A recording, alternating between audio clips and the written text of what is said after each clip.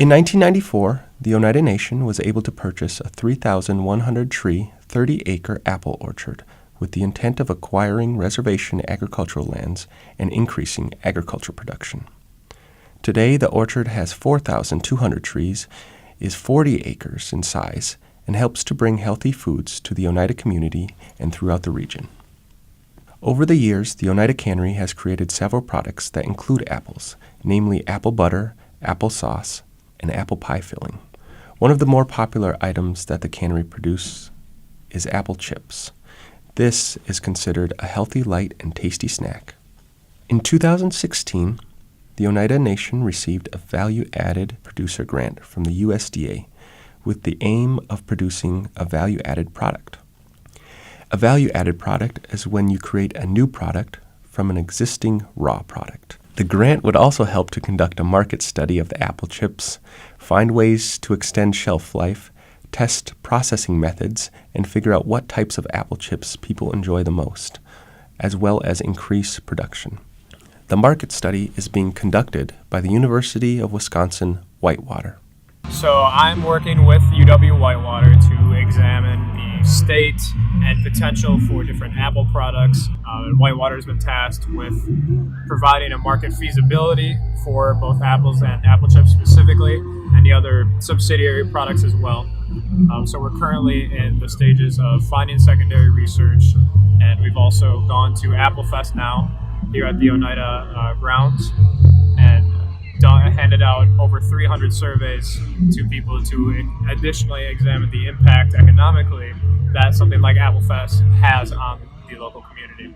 We're going to figure out, based on the market data that we collect, whether or not it is feasible to increase production and where we should be looking at for apples and the opportunity it brings. And it's an exciting time essentially for this kind of project where it probably makes sense to increase the apple production.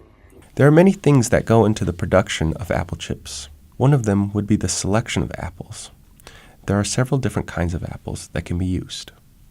We have a large variety of apples.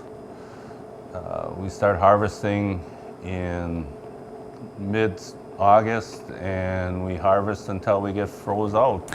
My name is Jamison Wilson, and I am contracted through this apple grant for the Oneida Nation. Two different ways that the cannery processes these apple chips. One is by dehydration, and the other is by freeze dry. We're going to choose a variety of apple that we want to go with, whether it's early, mid-season, or late season. And then we're also going to use lemon juice and water.